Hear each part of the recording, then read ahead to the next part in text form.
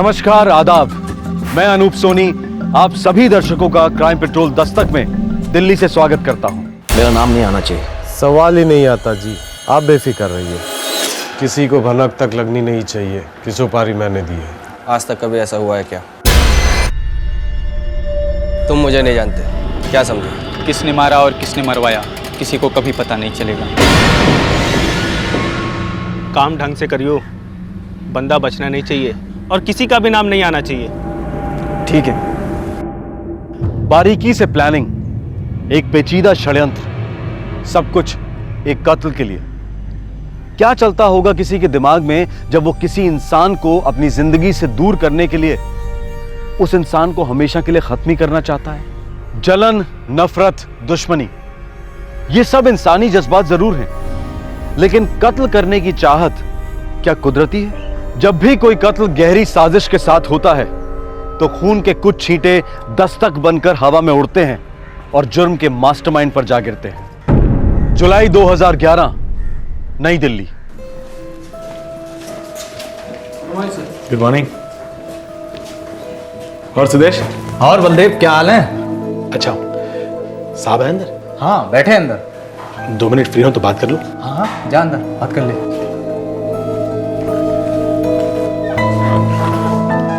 Good morning sir. आओ आओ बलदेव, देखो तुम्हें ड्यूटी पर वापस लेने का ऑर्डर्स अभी तक नहीं आया। सर 6 महीने हो चुके हैं। मामला लंबा खींचेगा। हेड कांस्टेबल हो तुम, 16 साल की सर्विस है तुम्हारी, उसके बावजूद जो तुमने किया। खैर, तुम्हारी फाइल डीसीपी साहब के पास है। सर आप कुछ नहीं कर सकते? नहीं कर सकता बलदेव, और अगर कर पाता तो भी शायद नहीं करता।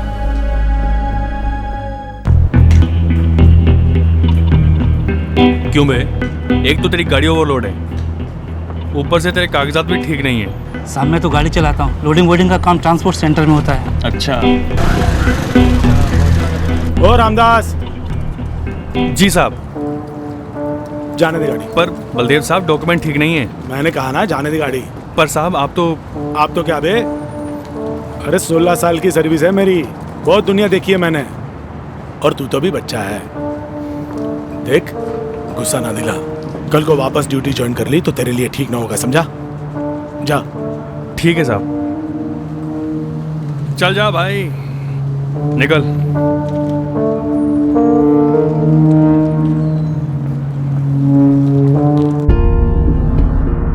जितना भी होगा संभाल के लेके चलना, उसके बाद ही जो भी काम होगा भाई। हाँ,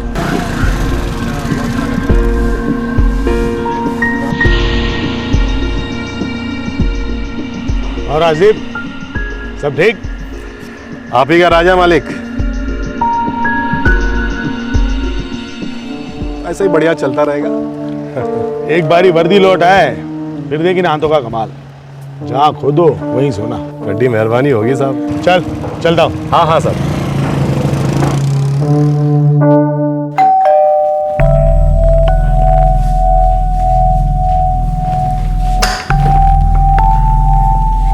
आ गए?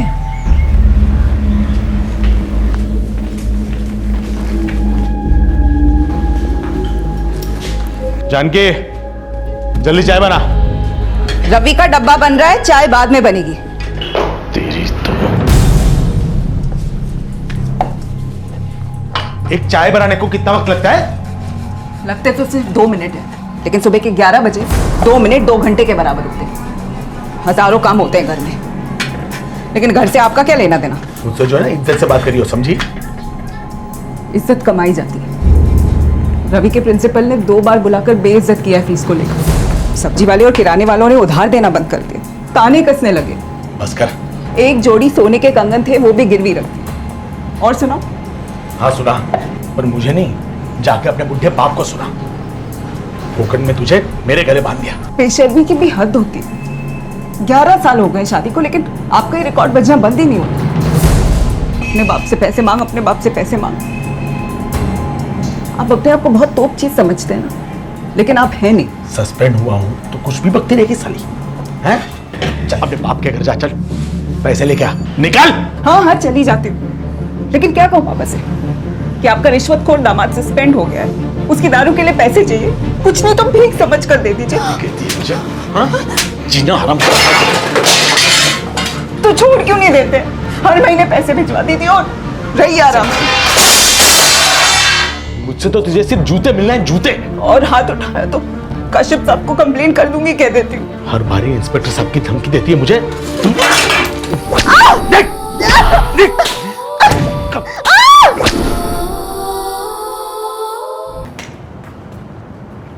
मम्मी, पापा आपको क्यों मारते हैं? मेरी किस्मत ही खराब है बेटा। मेरी भी किस्मत खराब है, तो क्या पापा मुझे भी मारेंगे? नहीं मेरे बच्चे, ऐसी बातें नहीं करते। और एक बात याद रखना, अपने पापा जैसे कभी मत बनना। मैं आप जैसे बनूंगा मम्मी, और आपके साथ रहूंगा। पता नहीं बेटा, मेरा जीने का मन ही नहीं करता। काश भगवान मुझे जल्दी बुला ले। ऐसे मत बोलो मम्मी।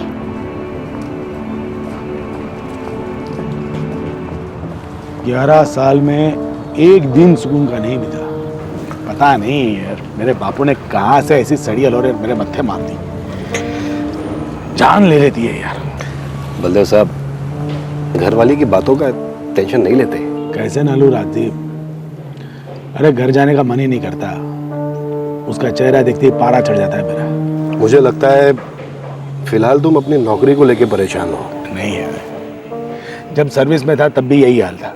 हर दिन खून चूस लेती है मेरा, और हर दिन मेरा दिल करता है कि क्यों मर जाए, कुछ हो जाए उसे, चलवल जाए, गाड़ी के नीचे आ जाए, पर मेरी जिंदगी से जाए सही। काश मैं मर जाऊं, काश वो मर जाए। जब पति पत्नी एक दूसरे के लिए ऐसा सोचने लगे तो ये एक दस्तक है कि ये शादी मरम्मत से परे है। ऐसी शादी में नफरत इस कदर बुदबुदाती है कि हर झगड़े के बाद सामने वाले को मौत के ख्याल आते हैं।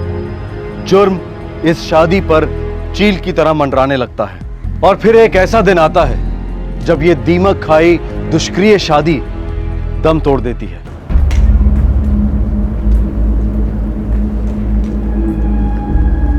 बाय बाय पापा। बाय बेटा। और सुनो बेटा, अपनी मम्मी से पूछो कि मेरे लिए कुछ खाना वाना बनाया भी या नहीं। बेटा अपने पापा से कहो कि मुझे कितनी भी गालियाँ दे या मारे पीटे, ऐसा हो नहीं सकता कि मैं उनके लिए खाना नहीं बनाऊं। फिर उन्हें खाना है या नहीं खाना वो उनकी मर्जी। चल।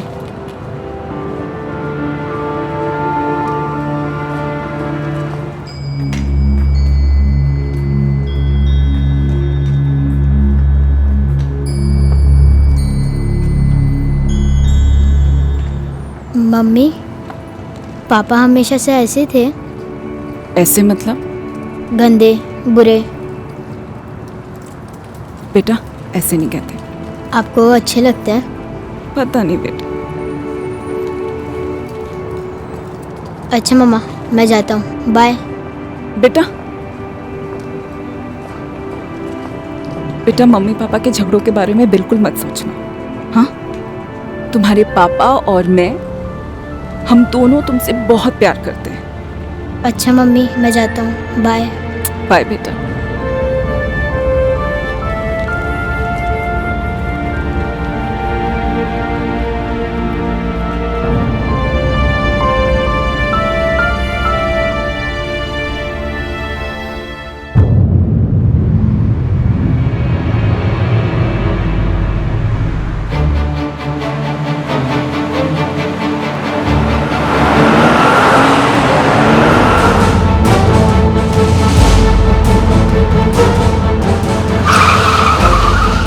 अरे अरे अरे क्या हो गया?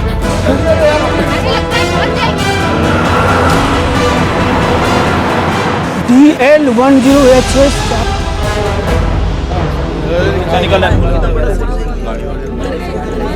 अरे सब लोग खड़े खड़े मुंह क्या देख रहे हो यार? कोई एम्बुलेंस को फोन करो।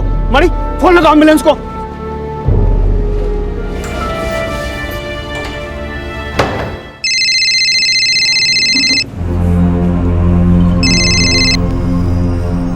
हेलो, क्या? बलदेव साहब, ये एक्सीडेंट आपके बेटे रवि के स्कूल के सामने हुआ। कैसे हुआ? एक स्कॉर्पियो थी, उड़ाने के बाद रुकी नहीं। पब्लिक के सामने पान वाला, सब्जी वाला सबने देखा। पर डॉक्टर साहब, मेरी पत्नी कैसी है? अभी बेहोश है। घबराने वाली बात तो नहीं है। 13 फ्रैक्चर है, सर पे गहरी चोट भी लगी है, बहुत नाजुक हालत है। मैं मिल सकता हूँ? अभी नहीं, 3 और ऑपरेशन होने हैं, चांसेस बहुत कम है। Excuse me.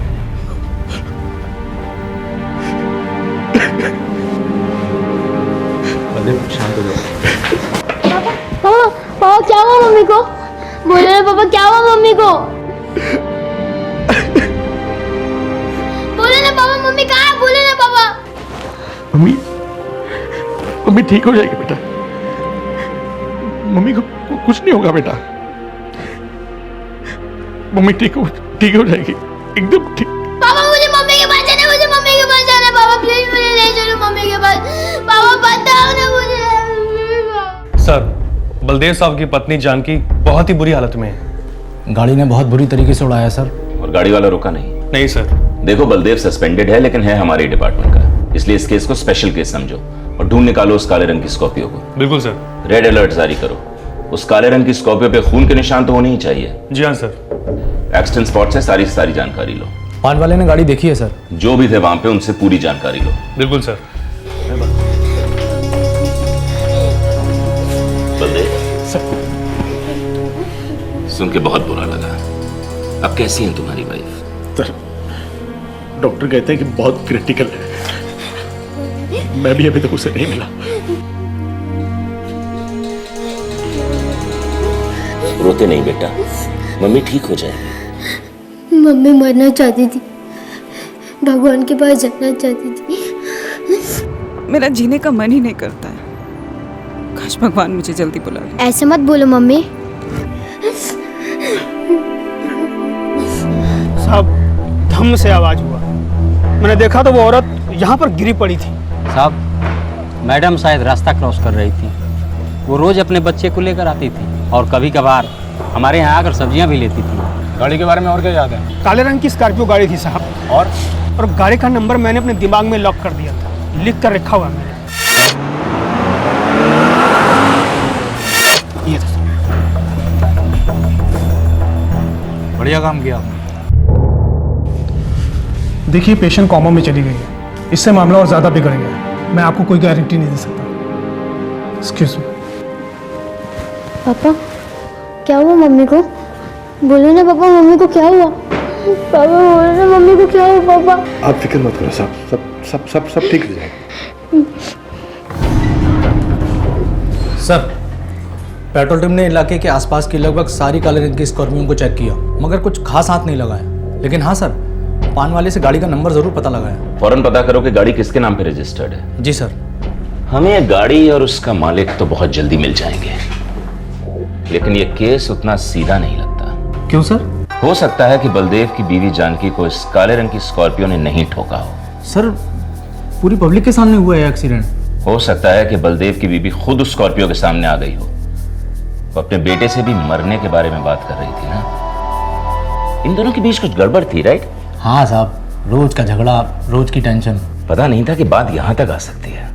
साहब, मैं बलदेव को 15 साल से जानता हूँ। आपके इस पुलिस स्टेशन में आने से पहले जानकी ने उस पर केस ठोका था। कब? कैसा केस? साहब, 6 साल पहले की बात है। सर, मेरे घर में 2 बहनें कुंवारी। पापा पाई जोड़ने की कोशिश कर रहे, लेकिन फिर भी पूरे नहीं पड़ रहे। देखिए सर, फिर से झूठ बोल रही है। देखिए, और नजरें तुम चुरा रहे हो। हम दोनों पुलिस वाले बलदेव झूठ सूंघ लेते हैं। अच्छी बीवी, तंदुरुस्त बच्चा, ढंग की नौकरी, सब कुछ है तुम्हारे पास।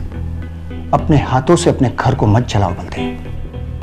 और जानकी, इस बार तो तुम्हारी कंप्लेंट में दर्ज कर रहा हूं, लेकिन एक्शन नहीं दूंगा। मैं चाहता हूं तुम दोनों अपनी जिंदगी की शुरुआत एक नए सिरे से करो, एक दूसरे को समझने की कोशिश करो।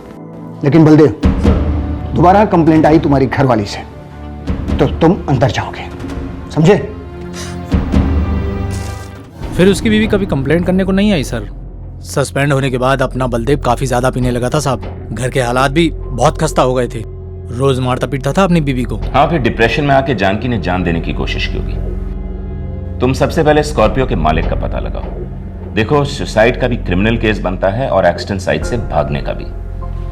लेकिन पहले जरा बात तो करते हैं इस गाड़ी वाले से। जी सर।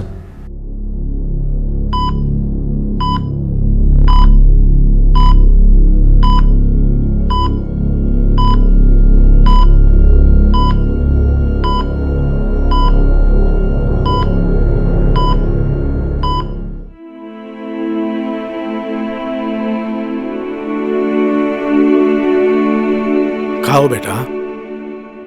पापा, मैं अपने आप भी रोड क्रॉस कर सकता हूँ, फिर मम्मी क्यों आई मेरे साथ? इसमें तेरी कोई गलती नहीं है बेटा। पापा, आप मम्मी से प्यार नहीं करते ना? तू बहुत छोटा है बेटा इन बातों के लिए, नहीं समझेगा। आप मम्मी को मरने नहीं दोगे ना? नहीं बेटा।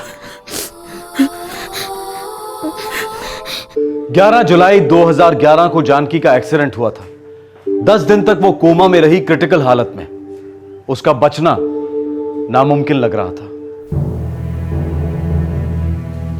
मुझे माफ कर दे जानकी। तू नहीं है तो कुछ अच्छा नहीं लगता मुझे। मैं तेरे हाथ जोड़ता हूं, तू वापस आ जा जानकी। मेरे जीवन में तू नहीं तो कुछ नहीं है जानकी।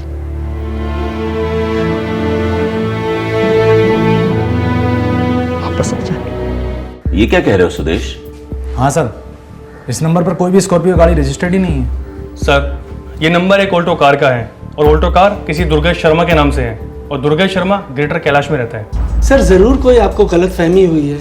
मेरे पास सिर्फ एक ही कार है ऑल्टो, और उसका ये रजिस्ट्रेशन नंबर है सर। 11 जुलाई को कहाँ थे आप? अपने ऑफिस में था, कनॉट प्लेस। इस तरफ द्वारका आए थे क्या किसी काम से? नहीं सर, मैं तो यहाँ कभी आता ही नहीं, ना ऑफिस के काम से और ना ही किसी पर्सनल काम से। ठीक है, आप जाइए। अगर जरूरत पड़ी तो आपको दोबारा बुलवा लेंगे। Okay, thank you sir. ये क्या माजरा है? स्कॉर्पियो वाला गलत नंबर प्लेट लगा के क्यों घूम रहा था?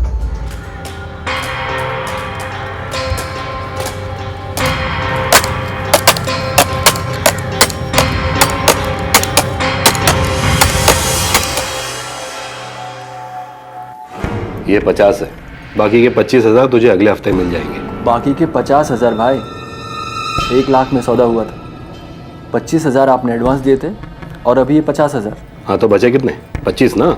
ये फर्जी नंबर प्लेट बनवाने में 25,000 तो मेरी अपनी जेब से खर्च हो गए। अच्छा, 25,000? फर्जी नंबर प्लेट बनवाना बारीकी का काम होता है। दूसरी गाड़ी की नंबर प्लेट चुरानी पड़ी। मैंने कहा था तुझे कि गाड़ी का नंबर चुरा और लगा, जितने का सौदा हुआ है उतने ही मिलेंगे तुझे, समझा? लेकिन आपका काम तो हो गया ना। वो भी तुम पूरा नहीं कर पाए। उस औरत को ऑन द स्पॉट मरना चाहिए था, वो हॉस्पिटल में जिंदा है। आपने कहा था एक्सीडेंट लगना चाहिए, हमने वैसा ही कर दिया राजदीप साहब। मेरे लड़कों ने अच्छा खासा ठोका था उस औरत को। अब एक्सीडेंट के बाद कोई उतर कर तो देखेगा नहीं कि पार्टी मर गई या जिंदा है। तेरे लड़कों को काम आता नहीं है। ऐसे कामों में 19-20 की गुंजाइश तो होती ही होती है। पूरा कट्टा खाली कर दो बंदे के सर में, फिर भी बच सकता है। तकदीर नाम की भी कोई चीज होती है ना। अब बाकी के 25 भी तेरी तकदीर में नहीं रहे, और अगर वो औरत जिंदा बच गई तो मेरी तकदीर को बहुत खतरा है विक्रम। इतने दिनों से कोमा में है, बचना नामुमकिन है, और अगर वो ठीक हो भी गई तो आपको नहीं पहचानेगी। इत्मीनान से दोबारा प्लानिंग कर लेंगे। वैसे इस बार की हमारी प्लानिंग तगड़ी थी ना।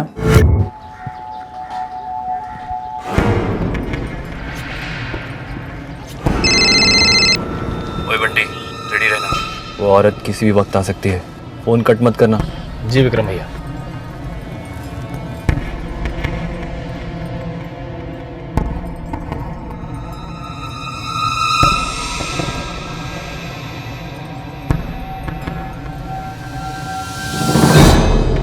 विक्रम, यही है वो औरत। वो बच्चे को एक बार स्कूल छोड़ेगी, दोबारा इसी रोड से वापस आएगी। बंटी, ये जो औरत जा रही है ना, यही है बच्चे के साथ जो रास्ता क्रॉस कर रही है। दिख गई। अभी मत उड़ाना। वो बच्चे को स्कूल छोड़ने के बाद दोबारा इस रास्ते से क्रॉस करेगी, तब तुम अपना काम पूरा करना, समझा? वो बच्चे को स्कूल छोड़कर फिर से रास्ता क्रॉस करेगी, तभी कुछ चल देना। जी विक्रम भैया। अच्छा मम्मा, मैं जाता हूँ, बाय। बेटा बेटा, मम्मी पापा के झगड़ों के बारे में बिल्कुल मत सोचना। हाँ, तुम्हारे पापा और मैं, हम दोनों तुमसे बहुत प्यार करते हैं। अच्छा मम्मी, मैं जाता हूँ, बाय। बाय बेटा।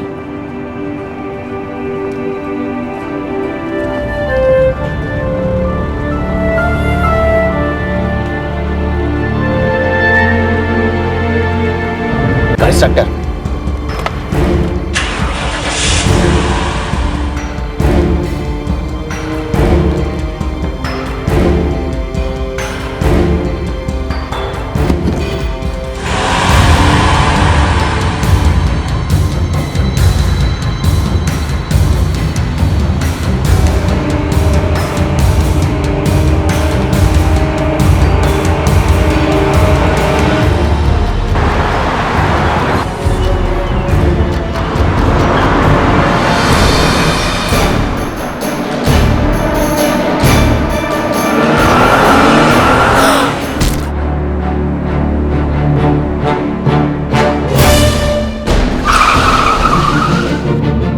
अरे अरे अरे क्या हो गया?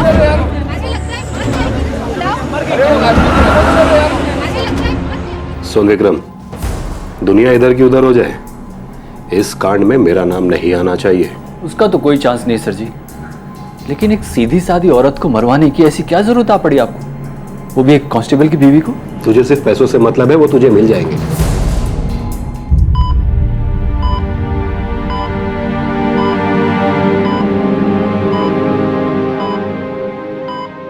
देखो बलदेव, मामला थोड़ा पेचीदा है। बताइए डॉक्टर साहब। तुम्हारी सर्विस से जो भी मेडिकल के पैसे बनते हैं वो सब जोड़ने के बाद भी कम पड़ रहा है। तुम्हारी पत्नी का ट्रीटमेंट काफ़ी लंबा चलेगा और महंगा भी। बस जानकी जिंदा रहे डॉक्टर साहब, पैसे आ जाएंगे। देखो बलदेव, मैं तुम्हारी पत्नी के लिए वेलफेयर फंड से कुछ ना कुछ जरूर निकलवाऊंगा, लेकिन तुम्हारे सस्पेंशन ऑर्डर के बारे में कुछ नहीं कर सकता। ये दोनों अलग अलग चीजें हैं, तुम समझ रहे हो ना? जी सर। बलदेव, मैं जान गया हूं कि तुम्हारे और तुम्हारी बीवी के बीच कुछ टेंशन थी। सर, टेंशन किस घर में नहीं होती।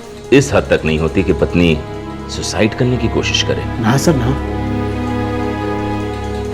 मैं मानता हूं कि मेरे और जानकी के बीच में काफी झगड़े होते थे और हर बार मेरी ही गलती होती थी, पर जानकी इतनी बड़ी गलती कभी नहीं कर सकती सर। हमारा बेटा उसकी जान है सर, और उसके रहते जानकी सुसाइड का सोच ही नहीं सकती। बलदेव, जिस गाड़ी ने तुम्हारी बीवी को उड़ाया वो हमें अभी तक नहीं मिली है, लेकिन मैं इतना जान गया हूं कि ये एक normal hit and run case नहीं है। सर, मुझे इस वक्त इतना ही मालूम है कि मेरी जानकी बचनी चाहिए। समझता हूं बलदेव, और इसलिए चाहता हूं कि तुम भी समझो कि इस केस में टाइम लगेगा। समझता हूं सर, जानकी को भी घर आने को टाइम लगेगा। सारा खेल टाइम का ही तो है सर। शुक्रिया राजदीप, चलता हूं। जी सर।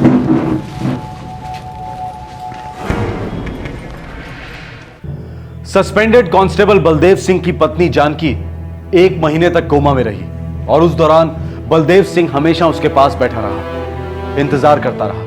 पुलिस ने इस केस की फाइल क्लोज नहीं की थी, पर इस केस में कोई हेडवे नहीं मिल रहा था, एक भी सुराग हाथ नहीं लगा था।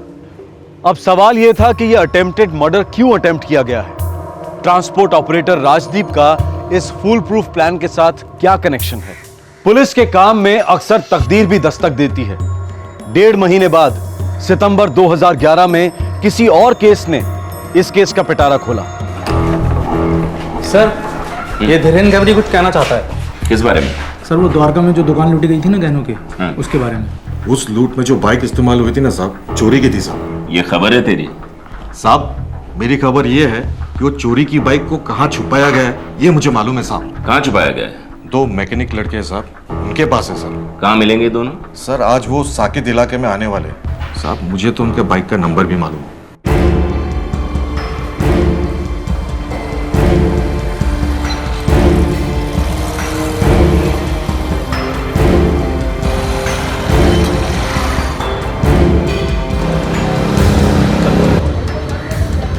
सर, ये वही बाइक है। नंबर प्लेट वही है? हाँ सर, धीरेन गैबरी ने जो बोला था वही है सर। DL10 FG 7689। लो सालों को।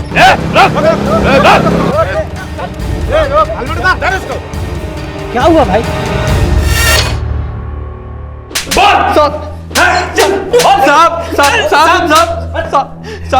साहब, माकदम साहब, साहब उस चोरी में हमारा हाथ नहीं था साहब। साहब हम तो उस मॉल के आसपास भी नहीं थे साहब। तो मोटरसाइकिल तुम लोगों को दहेज में मिली थी? साहब वो बाइक कल शाम को हमने एयरपोर्ट के सामने से चुराई थी साहब। साहब वो किसकी बाइक है, किस में इस्तेमाल होती, हमें कुछ नहीं मालूम साहब। साहब हमने तो उस बाइक का नंबर प्लेट बदला था बस साहब। हलक में डंडा डाल दो दोनों के। जो कुछ भी इनके अंदर है ना बाहर उगलवाओ। इन्होंने जितने भी जुर्म किए हैं मुझे सबकी रिपोर्ट चाहिए।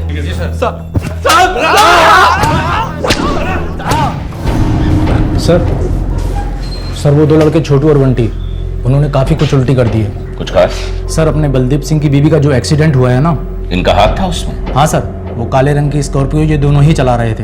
अच्छा, तो तुम दोनों वो स्कॉर्पियो चला रहे थे? जी साहब। और उस पे नंबर प्लेट किसी दूसरी गाड़ी की लगी हुई थी? जी साहब। कौन सा कांड करके भाग रहे थे तुम लोग? कोई कांड करके नहीं सर। हाँ? तो नंबर प्लेट का तुमने टाइम पास के लिए बदली थी? एक औरत को उड़ाना था साहब, सुपारी मिली थी। हेड कांस्टेबल बलदेव सिंह की बीवी जानकी को स्कॉर्पियो के नीचे कुचलकर जान से मारने की सुपारी मिली थी तुम लोगों को? जी साहब। क्यों? साहब सुपारी में कोई क्यों नहीं पूछता, हम तो उस औरत को जानते भी नहीं थे साहब, बस हमें पैसे मिले और हमने उस पर गाड़ी चढ़ा दी।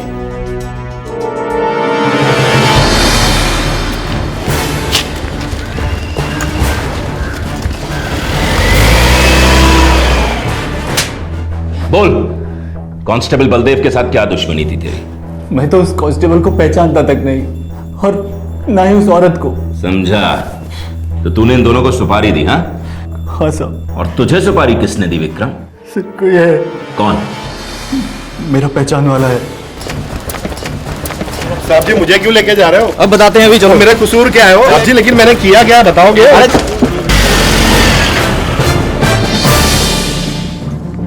क्या रिश्ता है तेरा बलदेव की पत्नी के साथ? देख अभी टाइम दे रहा हूं, बोल दे। बलदेव की बीवी के साथ मेरा कोई रिश्ता नहीं था।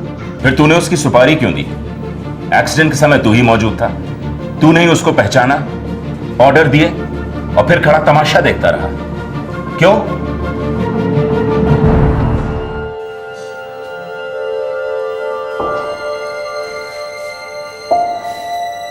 मम्मी आज मेरा क्लास में 7th रैंक आया है। मेरी टीचर ने मुझे वेरी गुड कहा है। अब से मैं आपको तंग भी नहीं करूँगा और अपने आप से पढ़ूंगा।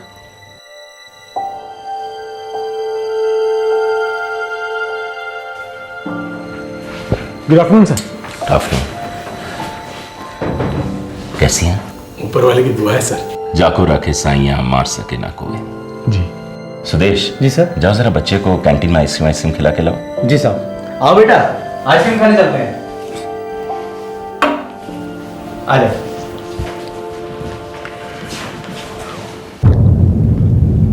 बलदेव तुमने सही कहा था, तुम्हारी वाइफ सुसाइड अटेम्प्ट नहीं कर सकती।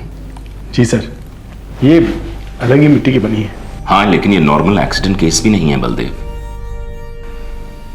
मैं समझा नहीं सर। हमें भी समझने में जरा टाइम लग गया बलदेव। आओ थाने चलो मेरे साथ। आखिरकार जानकी के hit and run accident case की असलियत सामने आई। एक ऐसे षड्यंत्र पर रोशनी पड़ी जिसमें शामिल सभी गुनहगारों को पूरा विश्वास था कि उनका नाम कभी सामने नहीं आएगा।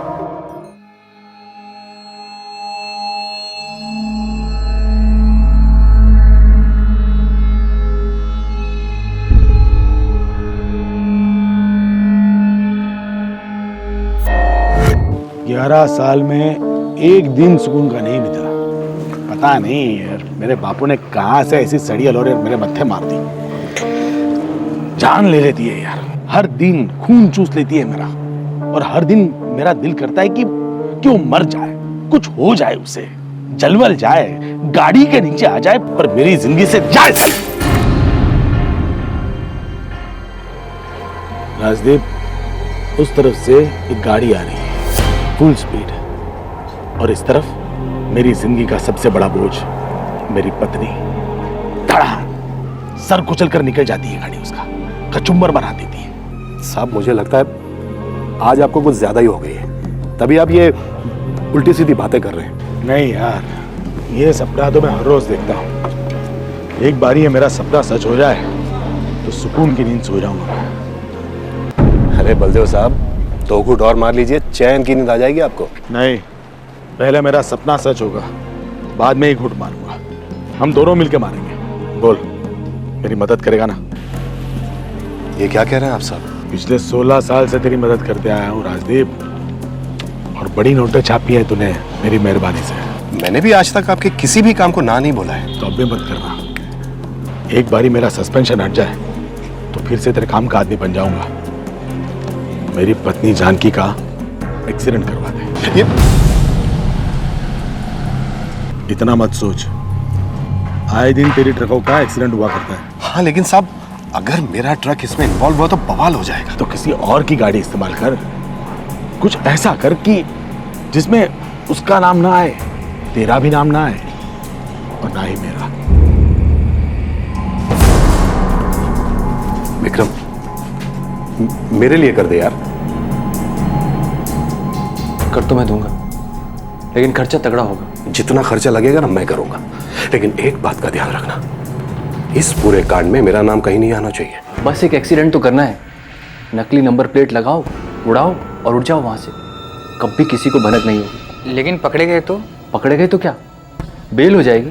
हमें पैसे कितने मिलेंगे? पैसे अच्छे मिलेंगे, लेकिन काम भी अच्छा होना चाहिए, एकदम साफ सुथरा, किसी का नाम नहीं, किसी पर उंगली नहीं, और मुझ पर तो कभी नहीं। मंजूर है? बेटा अपने पापा से कहो कि मुझे कितनी भी गालियां दें या मारे पीटे, ऐसा हो नहीं सकता कि मैं उनके लिए खाना नहीं बनाऊं। चल।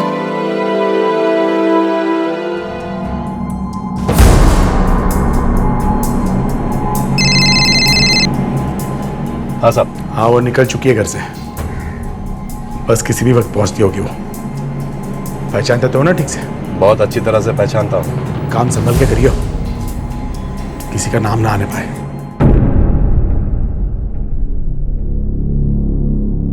बहुत ज्यादा नफरत करता था मैं उससे सर। एक बात अटक गई थी दिमाग में कि वो गई तो मैं सुखी। मैं गलत था सर। जब मैंने उसे अस्पताल में देखा तो मुझे लगा कि मैंने बहुत बड़ी गलती कर दी। दरअसल मुझे उसकी जरूरत है सर। मेरे बेटे को उसकी जरूरत है सर।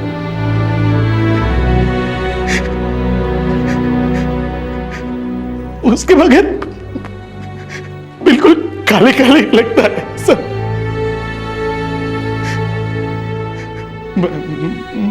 मैं नहीं चाहता कि वो मरे। मैं उसे किसी भी हालत में बचाना चाहता हूं। बच तो वो गई है बलदेव, शायद उसके बेटे के प्यार ने उसे जिंदा रखा। उस प्यार में थोड़ा हिस्सा तेरा भी था, लेकिन तू उस प्यार का हकदार नहीं है। तो कितना गिरा हुआ आदमी है बलदेव। घिन आती है सोच के कि तू कभी हमारे डिपार्टमेंट में हुआ करता था। अरे अपनी परेशानियां मिटाने के लिए किसी की जिंदगी मिटाने से किसी का भला हुआ है क्या? हाँ, तू तो इन सच्चाइयों को जानता है, फिर भी तूने ऐसा षड्यंत्र रचा। एक वक्त था जब तू खूनियों को पकड़ने वाली टीम में हुआ करता था, और आज तू खुद रंगे हाथों पकड़ा गया है। जिंदगी और कानून किसी को नहीं बख्शते।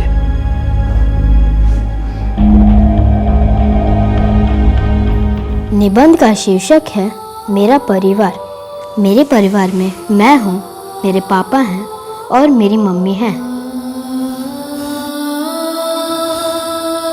हम तीनों एक दूसरे से बहुत प्यार करते हैं। पापा और मम्मी दोनों मिलकर मेरा बहुत ख्याल रखते हैं।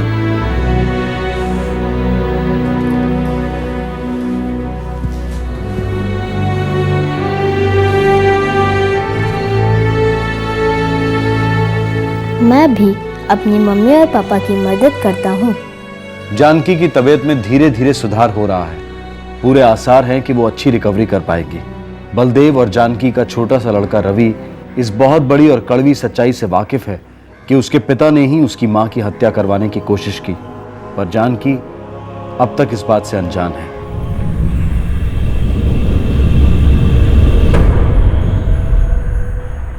नमस्कार, आदाब। मैं अनूप सोनी क्राइम पेट्रोल दस्तक में मुंबई से आप सबका स्वागत करता हूं। सवारी धक्का दो, तुम कर सकती हो। और थोड़ा सा, और थोड़ा सा, और थोड़ा सा।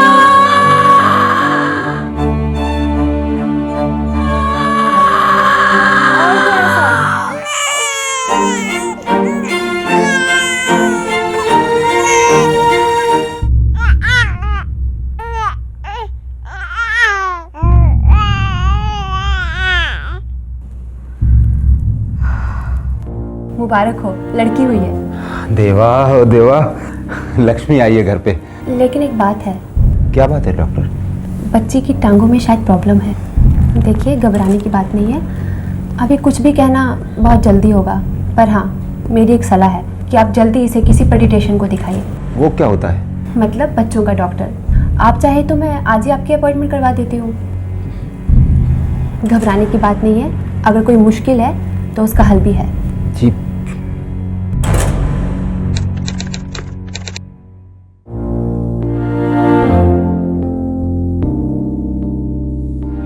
अब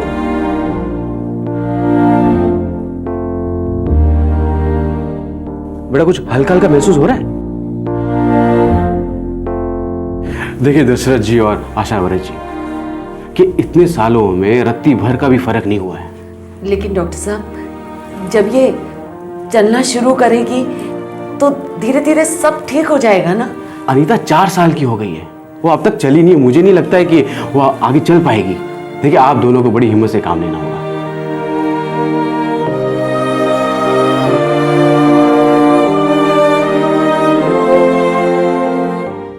एक विकलांग बच्चा पैदा होता है, इलाज की कोई गुंजाइश नहीं, इसे कुदरत की मर्जी मानकर समझौता किया जाता है। लेकिन प्रकृति इतनी भी निर्दयी नहीं है। वो दस्तक देती है कि अपंग बच्चा चल नहीं सकता, लेकिन जिंदगी चला जरूर सकता है। बस आवश्यकता है तो आत्मविश्वास की और माता पिता के प्यार की। इस केस में अनीता की टांगें नाकाम जरूर थी, लेकिन उसकी दिमागी हालत काफी तेज थी। उसे अपने माता पिता के दुख और चिंता का गहरा आभास था। जब तक अनीता 16 साल की हुई, उसकी 2 बहनें और हो चुकी थी और दोनों नॉर्मल थी। वैसे अनीता भी नॉर्मल जिंदगी बसर कर सकती थी, लेकिन शायद तकदीर को कुछ और ही मंजूर था। अक्टूबर 2011, कर्जत, महाराष्ट्र।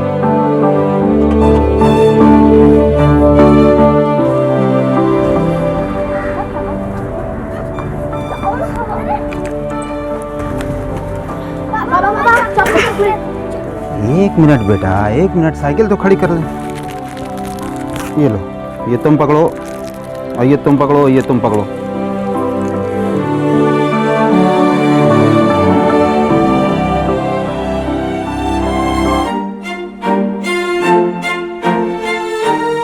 आ गए तेरे बापू?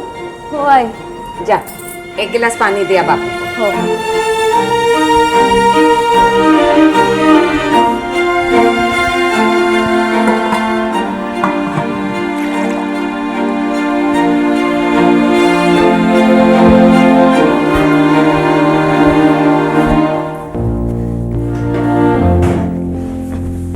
बाबा, पानी।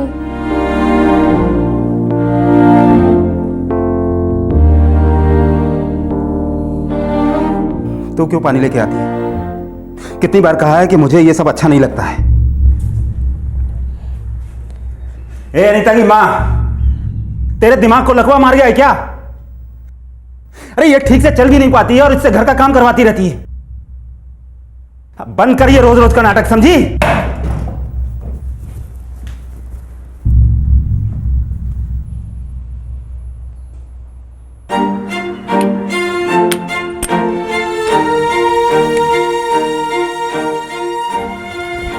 ताई, अब तुम मारो। हाँ।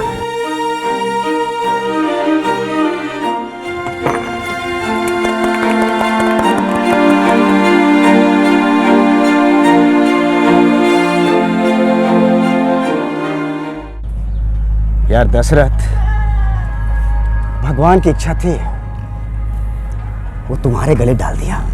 और इसे तू क्या कर सकता है? मैं क्या कर सकता हूं? और अगर कुछ करना भी चाहूं तो फिर पता नहीं कि करना क्या है। कोई लड़का देखा है? हाँ, रायगढ़ वाले हैं ना, हाँ, उसका लड़का भी अपनी अनीता की तरह है। अरे तब तो बहुत बढ़िया है, दोनों एक दूसरे को संभाल लेंगे। हाँ संभाल लेंगे, लेकिन उसके माँ बाप को कौन संभालेगा? क्या हुआ? अरे इतना बड़ा मुंह फाड़ रहे हैं, 30,000 रुपए मांग रहे हैं। 30,000 रुपए? और वो भी एक अपंग लड़के के लिए? वही तो, अगर 30,000 रुपए खर्च भी कर देते तो उसके बाद 2 लड़कियां और, उनके लिए मैं क्या बचाऊंगा? यार ज्ञान्या, इस अनीता का कुछ हो नहीं सकता क्या? उसकी खुद की जिंदगी तो है नहीं, 2 पैसे की भी, और हमें कंगाल बना के छोड़ेगी। दशरथ हिम्मत रख, हिम्मत, कुछ ना कुछ जरूर हो जाएगा। यार जो होना है एक बार में हो जाए, आर या पार। करजत मुंबई से सिर्फ 60 किलोमीटर दूर है, और यहां आज के जमाने में 2011 में एक बाप अपनी अपंग बेटी को बोझ समझ रहा है।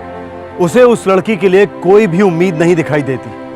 वो किसी रिहैबिलिटेशन प्रोग्राम के बारे में भी नहीं जानता, वो किसी सरकारी स्कीम के बारे में भी नहीं जानता, वो कुछ भी नहीं जानता सिवाय इसके कि वो कुछ नहीं कर सकता। निरक्षरता, निराशा, नाराजगी, मुंबई से सिर्फ 60 किलोमीटर दूर।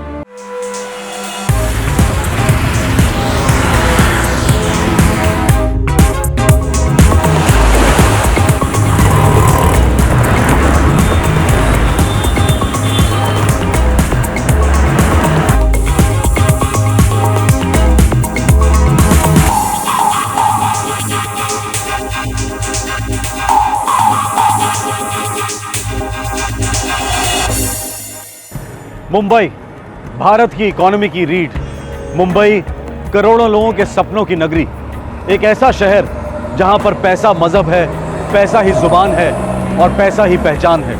यहां कमाने पर कोई रोक नहीं, खर्चे पर कोई टोक नहीं। दुनिया भर में हो रही तरक्की का हर कदम मुंबई पर जरूर पड़ता है। दरअसल ये पूरा शहर एक शॉपिंग मॉल है जहां पर सब कुछ मिलता है, सब कुछ बिकता है, सब कुछ।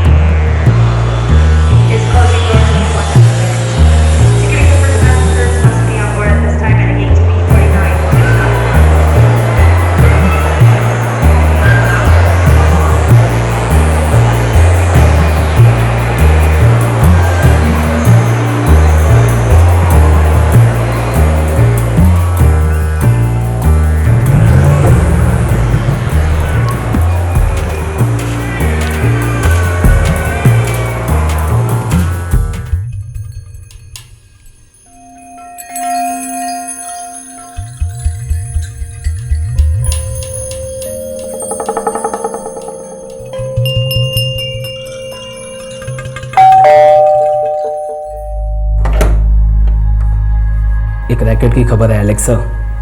एयरपोर्ट और रेल स्टेशन, इन दोनों जगहों पर ये रैकेट फैला हुआ है। एयरपोर्ट और रेलवे स्टेशन, मतलब ये दोनों इनके पिकअप पॉइंट्स हैं। बिल्कुल एलेक्सा। अंधेरी में एयरपोर्ट के पास 2-4 होटल्स हैं। एयरपोर्ट से उठाते हैं, सीधे होटल ले जाते हैं। होटल्स कौन से हैं, कुछ पता चला? एक ऑटो वाले का पीछा किया था मैंने, उसने कस्टमर को 3 होटल्स बताए। मैंने वो होटल्स के नाम नोट किए हैं। खबर तो पक्की है ना? गलत हुई ना, खबरीगिरी छोड़ दो सर।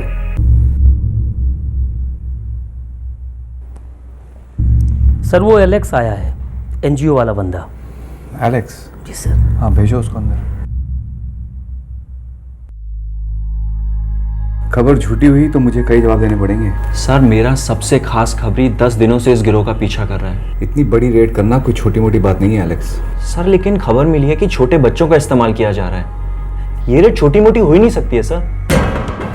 एलेक्स के पास खबर है कि दोनों एयरपोर्ट्स और तीनों रेलवे स्टेशन में पिकअप पॉइंट्स हैं। सर सिर्फ एयरपोर्ट पर फोकस करेंगे, तभी उन्हें रेड हैंडेड पकड़ सकते हैं। हमें मेजर खबर उसी सेक्टर की मिली है। एयरपोर्ट से निकलने वाला हर मेल पैसेंजर पहले ऑटो रिक्शा पकड़ता है और तब उन्हें होटल के साथ साथ स्पेशल सर्विस भी ऑफर किया जाता है। होटल्स के बारे में कोई खबर सर? मेरे आदमी ने 1-2 नाम दिए तो हैं, पर उन पर ब्लाइंड रेड करना मुनासिब नहीं होगा।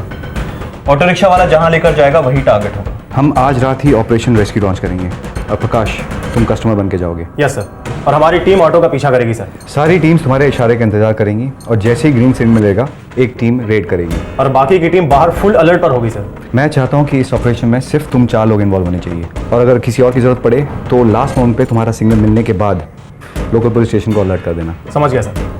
मुंबई में सब कुछ बिकता है, लेकिन सोने चांदी से रोशन इस शहर में कुछ ऐसे अंधेरे इलाके भी हैं जहां लोग अपना ईमान, अपनी इंसानियत बेचकर छोटे बच्चों से जिस्म का सौदा करवाते हैं। जी हां, चाइल्ड प्रोस्टिट्यूशन के केसेस मुंबई में बढ़ते जा रहे हैं। कई एनजीओज इन बच्चों को बचाने की पूरी कोशिश कर रही हैं। इस घिनौने जुर्म से लड़ने के लिए मुंबई पुलिस की एक स्पेशल सोशल सर्विस ब्रांच भी है।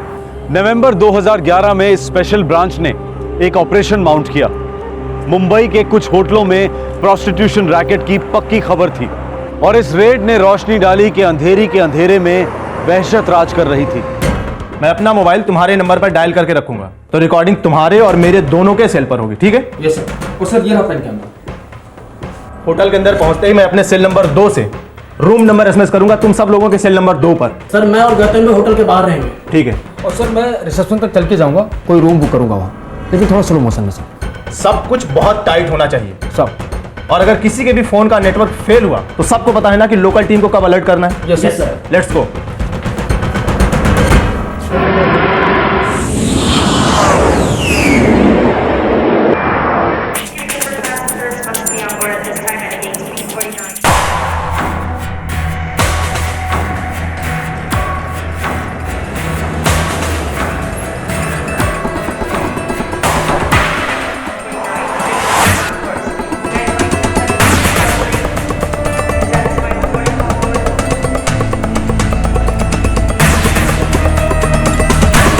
रिक्शा वाला मिला?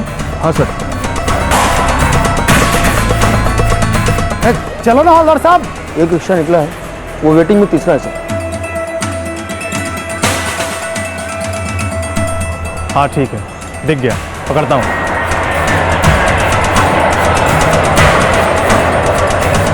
चलना, आगे निकालना।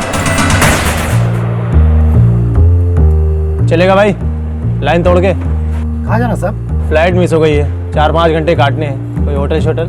अरे आगे कुछ मत पूछिए साहब, आपके लिए एकदम परफेक्ट होटल है। बैठिए साहब, बैठिए। चल चल चल, फॉलो कर इसको जल्दी।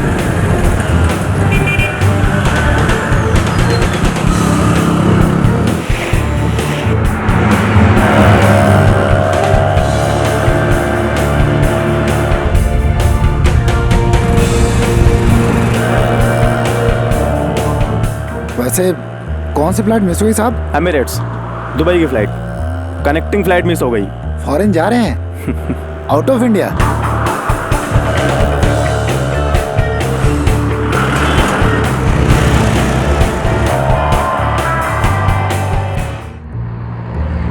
साहब 4-5 घंटे हैं आपके पास। कुछ टाइम पास चाहिए। टाइम पास मतलब? एंजॉय साहब, एंजॉय। लड़की वड़की? अच्छा, किस टाइप की लड़की? साहब जो बोलो वो, इधर अपन की पूरी सेटिंग है। अरे नहीं यार, रहने दो, फालतू का रिस्क है ये। अरे कोई रिस्क नहीं ना साहब, अरे एकदम टॉप का होटल है, पार्सल सीधे रूम में पहुंच जाएगा फटाफट। अरे साहब जी भर के मस्ती करो आप, फिर आराम से फ्लाइट पकड़ो और छू। अरे नहीं यार, होटल वालों को पता चल जाएगा, फालतू का पखेड़ा, मेरी दूसरी फ्लाइट भी मिस हो जाएगी। अरे साहब होटल वालों का ही तो बिजनेस है ये। अरे आप हाँ तो बोलो। कितना लगेगा? साहब वो पार्सल ग्रेड में अपन नहीं पड़ता, वो आप जाने और होटल वाले जाने। अपन का चार्ज है 1000 रुपये, आपको उधर पहुंचाने का सारा सेटिंग करेंगे साहब।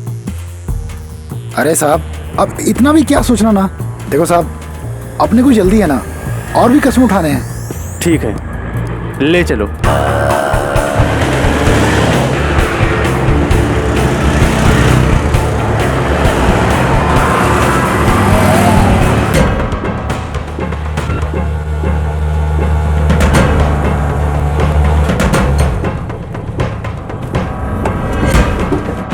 दो मिनट साहब, जरा सेटिंग करके आता हूँ।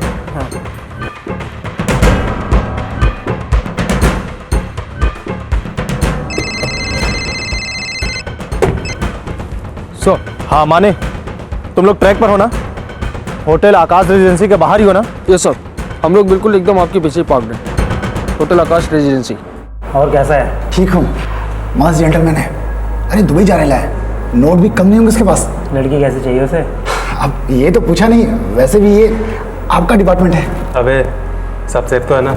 अरे भाई आज तो कोई फालतू गड़बड़ लेके आएगा इधर, देखोगे तो समझ जाओगे। अरे मक्खन है मक्खन। ठीक है, जा लेके आओ उस मक्खन को।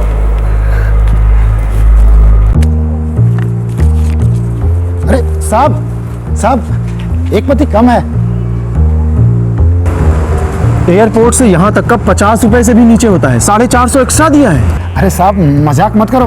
अरे आपने मेरे रेट को हाँ बोला था ना, तब तो आपको इधर लेके आया। अब काहे को मत साहब। अरे पहले लड़की तो देखो। जरूरत नहीं पड़ेगी साहब, इधर आलतू फालतू लोग नहीं है। अरे सब A1 आइटम लोग हैं। अरे सब फटफट इंग्लिश बोलने वाली है।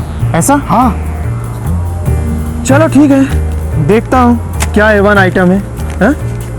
ठीक है साहब।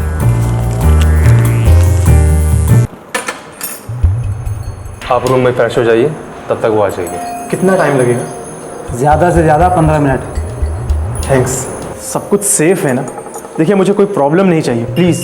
टेंशन मत लीजिए, हमारा रोज का है और हमारी हर जगह सेटिंग भी है। आप AC ऑन कीजिए और मस्त एंजॉय कीजिए। ड्रिंक्स, खाना वाना जो भी चाहिए सब टॉप का आ जाएगा। ठीक है, थैंक्स।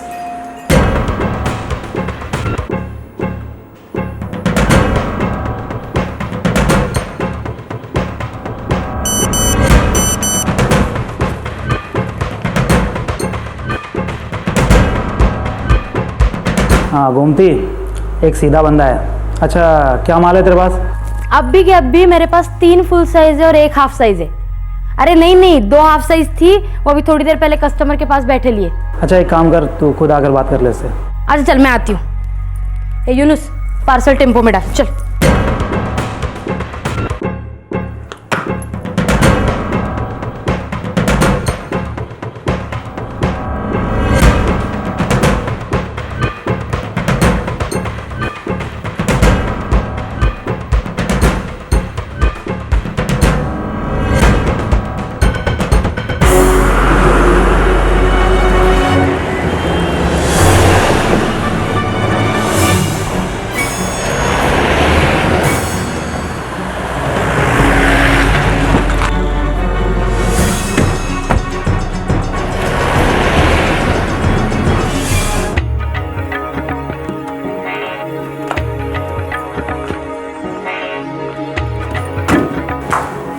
Room number 205। बुड्ढा है क्या? और पिए ना। अरे तू कब से कस्टमर के उम्र और तबीयत की चिंता करने लगी?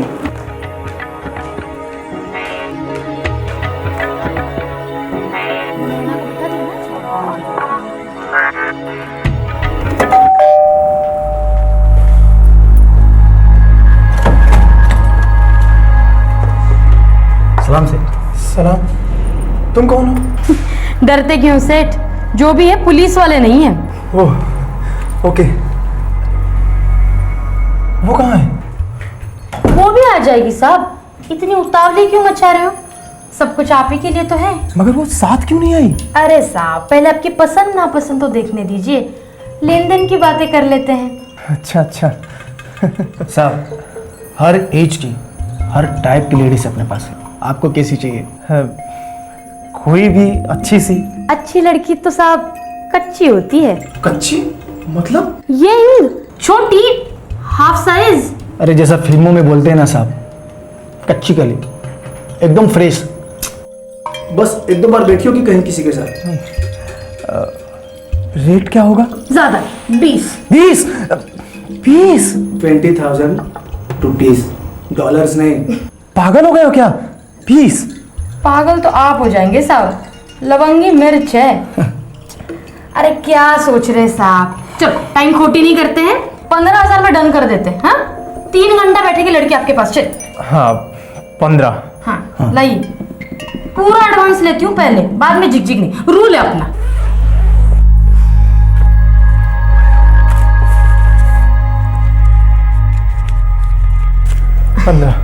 जी बस 5 मिनट में लड़की आ जाएगी, फिर जो मन करे सो नाम दो, जो दिल करे सो वो काम लो। चल रहे।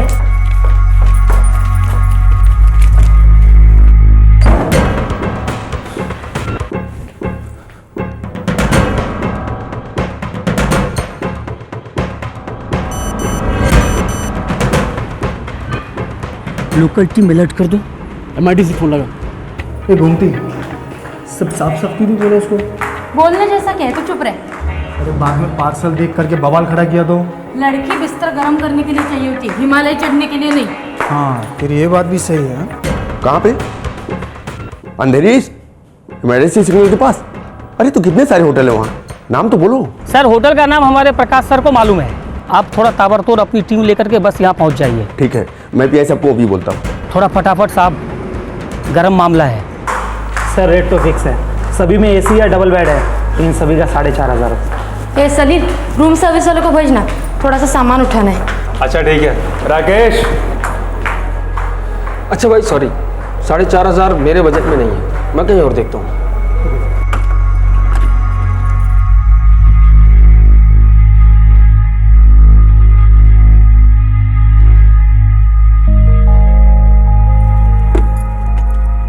ओए चपड़ चपड़,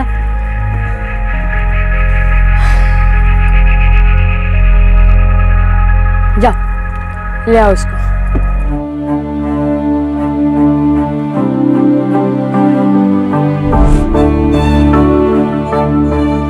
बाबा पानी।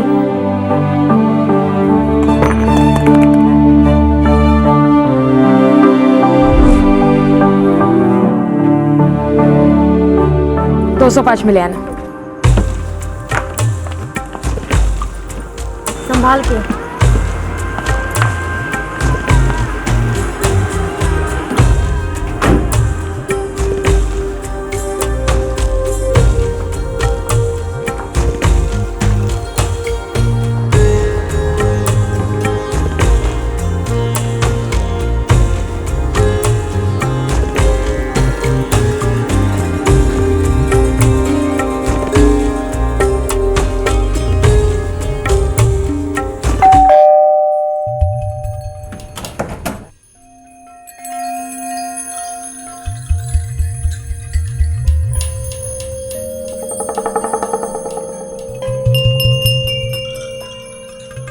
ये क्या हो रहा है? अरे टेंशन क्यों लेते हो साहब, चलो।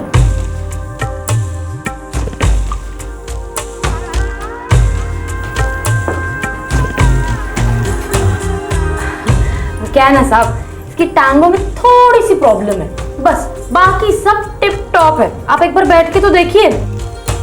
सुन चिकनी साहब, दिन बोले तो दिन, रात बोले तो रात, हाँ सब खुश होना चाहिए। जी सर। तुम कहाँ की रहने वाली हो? क्या साहब, क्या सवाल पूछ रहे हो? रिश्ता करना है क्या? अब आप बस सुहागरात मनाइए। चल।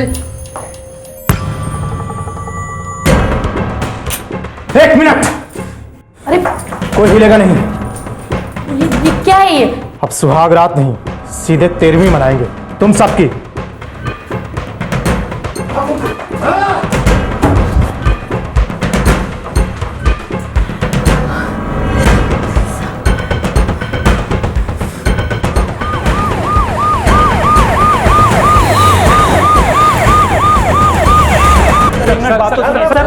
रजिस्टर चेक कर लीजिए। मेरी बात सुनिए सर, मेरी बात सुनिए सर, मिनट से रुकेंगे रजिस्टर, आप रजिस्टर चेक।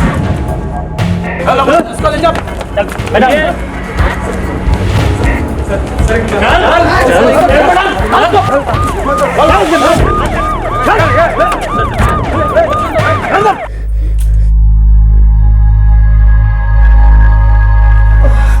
साहब देखिए ना साहब, थोड़ी मांडवली कर लेते हैं ना। मांडवली जरूर करेंगे मांडवली, लेकिन यहाँ नहीं, पुलिस स्टेशन में। पुलिस स्टेशन नहीं साहब, आप लोग जो बोलेंगे वो मैं करूंगी, जिसके साथ भी जो भी, लेकिन पुलिस स्टेशन नहीं साहब। अरे तुम क्यों रो रही हो?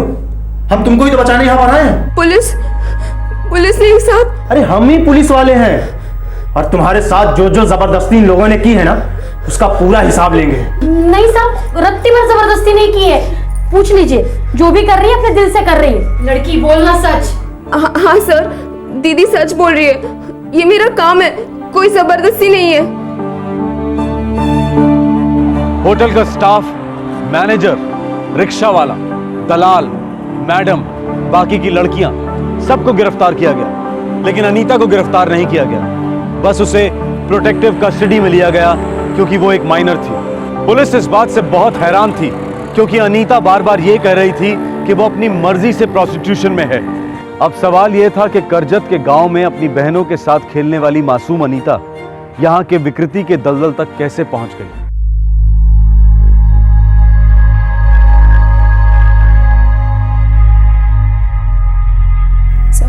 साहब मैं हाथ जोड़ती हूँ, मुझे जेल में मत डालिए साहब। नहीं अनीता, तुम्हें जेल में नहीं डाला जा रहा है, तुम्हें करेक्शन सेंटर भेजा जा रहा है। वो क्या होता है साहब? अनीता, वो एक ऐसी जगह है जहाँ तुम्हारी ठीक से देखभाल की जाएगी। तुम्हें वो बुरे दिन दोबारा नहीं देखने पड़ेंगे अनीता। हम सब तुम्हारे साथ हैं। तुम कहाँ की रहने वाली हो? तुम्हें जबरदस्ती उठवाया गया या कुछ खिला पिला कर लाया गया? नहीं साहब, किसी ने उठाया नहीं था और किसी ने कुछ खिलाया पिलाया भी नहीं था, कुछ नहीं। बस ये बात मेरे माँ बाप को मत बताना, कभी मत बताना। अनीता, लेकिन तुम्हारे माँ बाप तुम्हें देखकर बहुत खुश होंगे।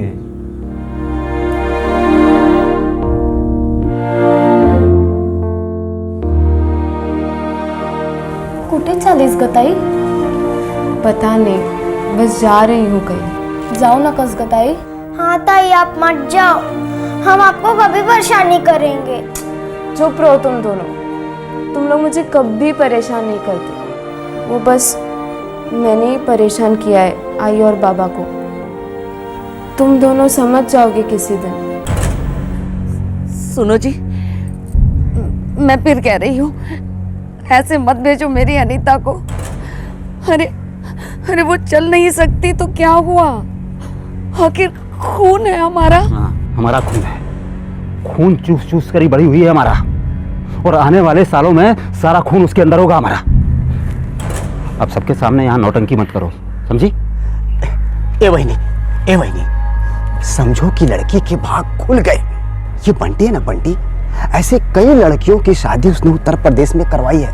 हाँ, और एक बार जिसको वचन दे देता है ना, पलट कर मुंह करता नहीं है। देखना, हमारी बेटी वहां पर राज करेगी।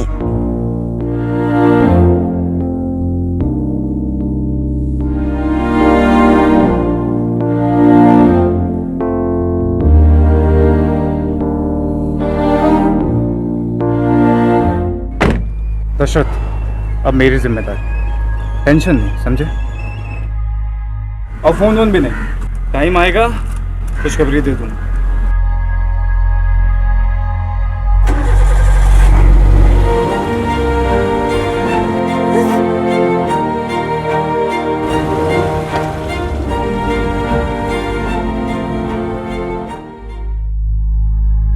वहां से तुम यूपी तो गई नहीं होगी? नहीं सर, वहाँ से मुझे कोई मीरा रोड नाम की जगह लेके गए और वहाँ मुझे गोमती दीदी मिली।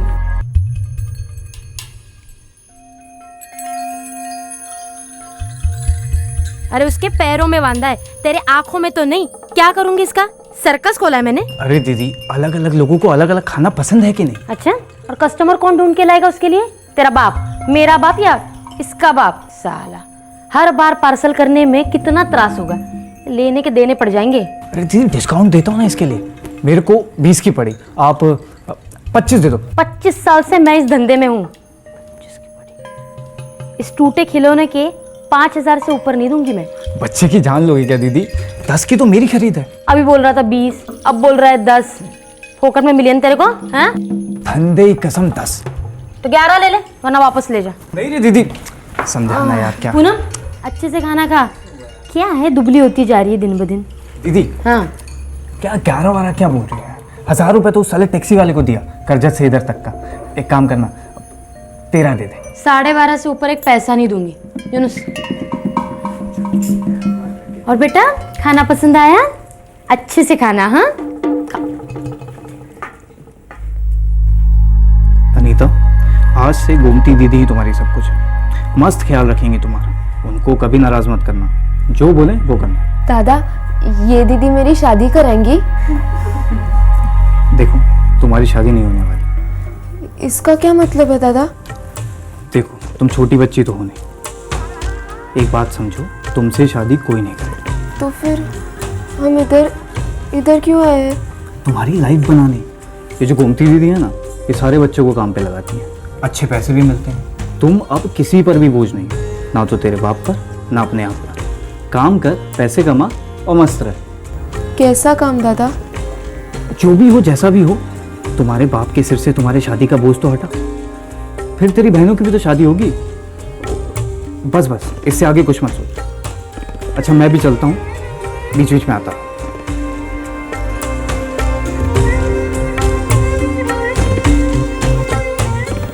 एक दो दिन में ही मुझे गोमती दीदी ने बता दिया कि मुझे क्या काम करना पड़ेगा। पहले बुरा लगा, डर भी लगा, लेकिन फिर बंटी दादा की बात याद आई कि मेरी बहनों की शादी होगी, मैं माँ बाप पे बोझ नहीं होंगी। तुम्हारे पिताजी ने पैसे लिए तुम्हें उस बंटी के साथ भेजने के लिए? ऐसे मैंने सुना तो था। जब तुम पहली बार कस्टमर के पास गई थी, गोमती ने ज़बरदस्ती की थी तुम्हारे साथ या फिर कस्टमर ने? नहीं नहीं सर, गोमती दीदी ने तो मुझे पहले से ही बता दिया था कि क्या काम करना पड़ेगा, और मैंने वो किया। और वो बुरी औरत नहीं है सर। क्यों नहीं है? गोमती दीदी मुझे बोझ नहीं समझती, पनौती नहीं कहती, मुझे बराबर का समझती है।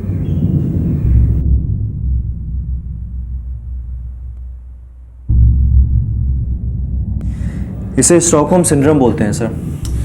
इसमें पीड़ित एक ऐसे शॉक में चला जाता है जहां उसे अपने सारे जुल्म सही लगते हैं, यहां तक कि अपनी जुल्मी की सोच के साथ आइडेंटिफाई भी करने लगता है। कभी कभी तो उसे पूछने भी लगता है सर। इस लड़की को कभी किसी ने इंसान नहीं समझा। इसके बाप ने भी हमेशा इसे बोझ माना है। Correct sir. और इसीलिए वो इस गोमती मैडम में एक फादर फिगर खोजने लगी। इस लड़की के बाप को तुरंत हाजिर करो। प्रकाश। Yes sir. मुझे लगता है कि काउंसलिंग के बाद इसकी सोच बदल सकती है। बिल्कुल सर, प्यार और भरोसा इसके कॉन्फिडेंस को उठाएगा, जो इस वक्त काफी वीक है सर।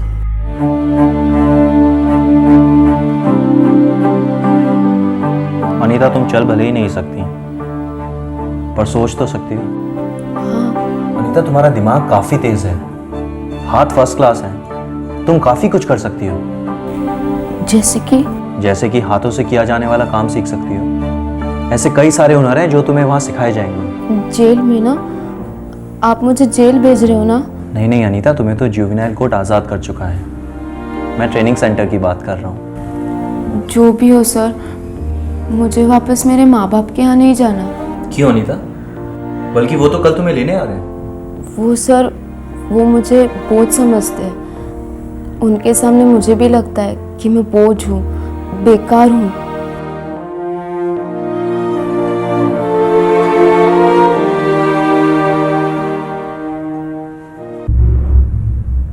आज के बाद नहीं अनीता। ये देखो, आज के बाद तुम्हें कभी किसी कंधे की जरूरत नहीं पड़ेगी। तुम कभी किसी पर बोझ नहीं बनोगी अनीता। तुम एक नया हुनर सीखोगी, खुद पैसे कमाओगी, इज्जत कमाओगी, सर उठाकर जियोगी।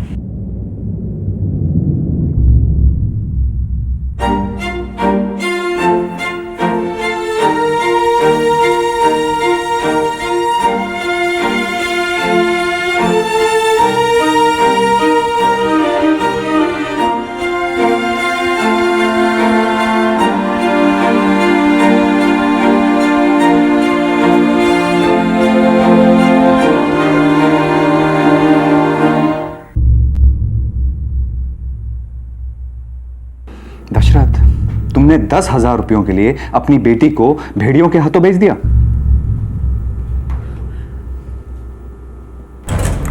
10,000 दे रहे हैं? हाँ। लेकिन अब तक तो सब हमसे दहेज मांगते थे। तो ज्ञान्या कह रहा था कि यूपी के गांव है, लड़कियां वहाँ बहुत कम हैं, उनको कोई भी चलती। ये अपनी अनीता भी चलेगी, इसलिए वो शगुन के तौर पर एक रकम देते हैं लड़की वालों को। यार, जो होना है एक बार में हो जाए। अरे अपार सुन दशरथ, वो एक बंटी है यूपी का। वो इस तरह की कई लड़कियों की शादी वहां जाके करवा चुका है। अरे कईयों का घर बसा चुका है वहां पर वो। लेकिन अपनी अनीता तो, अरे वो हर किस्म के लड़कियों के लिए लड़का ढूंढता है।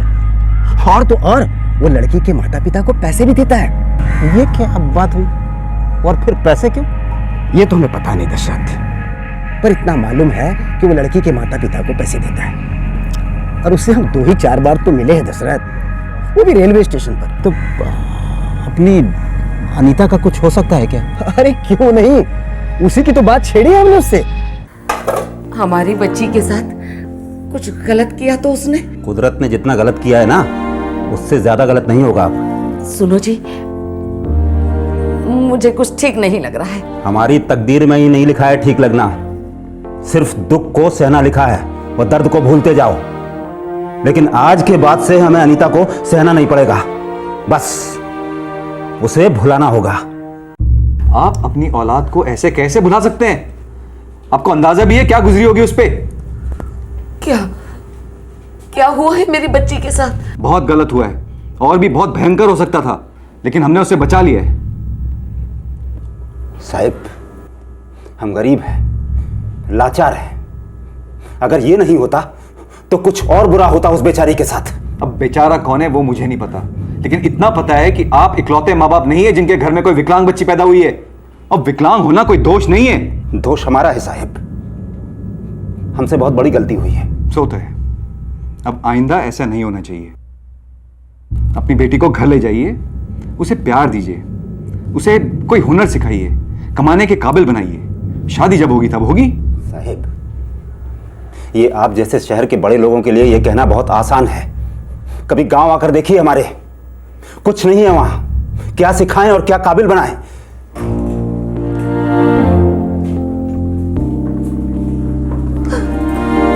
अनीता, मेरी बच्ची कैसी है तू? कैसी है मेरी बच्ची? देखो ना जी, हमारी बच्ची आ गई, हमारी बच्ची हमें मिल गई, हमारी बच्ची हमें मिल गई।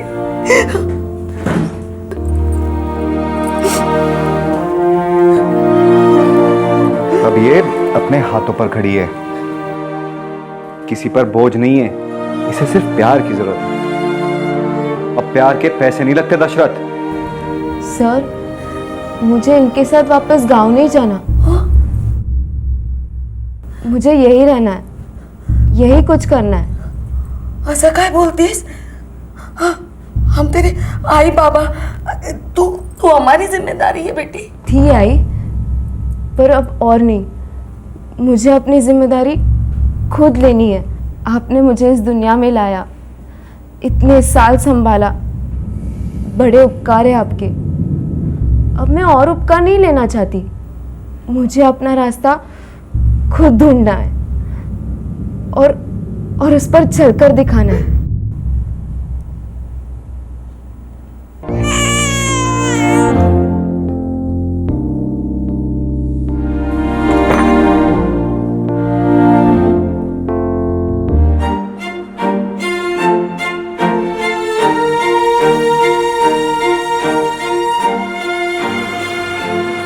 अभी देखो मैं आउट करने वाली हूँ। नहीं नहीं नहीं